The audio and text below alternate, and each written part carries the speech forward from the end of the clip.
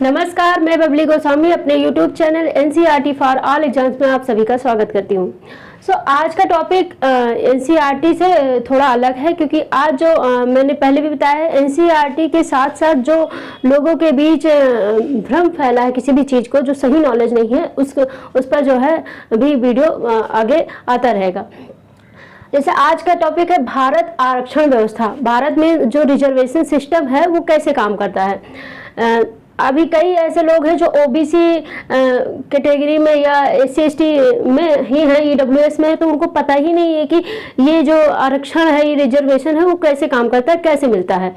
वो कहते हैं कि ये गलत है, हमें 27% ही दिया जा रहा है। मान लिया 100 सीट है तो हमें 27 लोग ही भर्ती करेंगे और सब अलग, और ये 7.5% है, परसेंटेज वाइज है ये पूरा।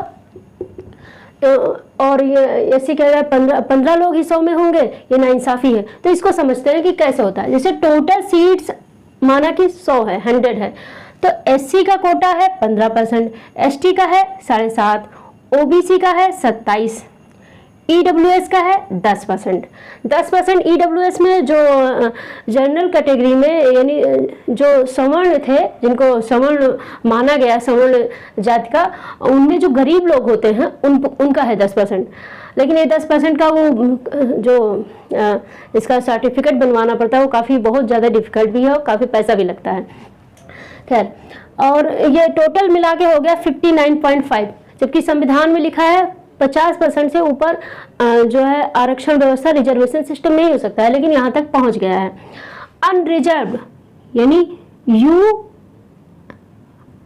जिसे बोलते हैं, अनरिजर्व शॉर्टकट में UR बोलते हैं, ये है 40.5 यानी 40.5%। इसमें जो ये 40.5% है, इतनी सीटें जो हैं इस कैटेगरी की तो भरेंगी ही भरेंगी। 100 सीट है, इसमें तो इनको लिया ही जाएगा, चाहे जैसे मतलब करें।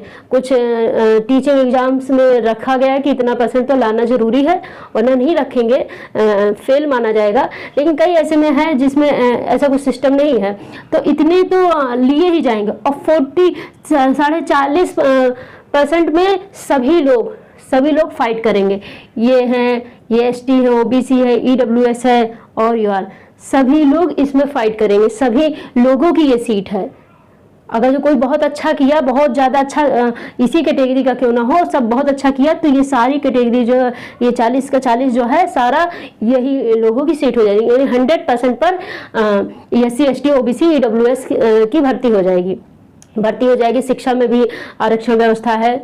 जैसे कि किसी यूनिवर्सिटी में नाम लिखाओ, एडमिशन कराओ, तो उसमें भी है, तो 100% उनकी हो जाएगी।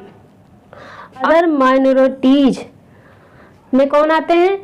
जैसे मुस्लिम, सिख, क्रिश्चियन, बौद्ध, पारसी, जैन, 6 आते हैं टोटल।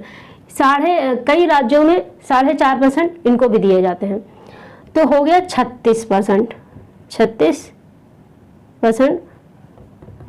36% पर फाइट है, वो भी सबके बीच। इतने तो रिजर्व हैं, जो जिनका है सीट उनको मिलेगा।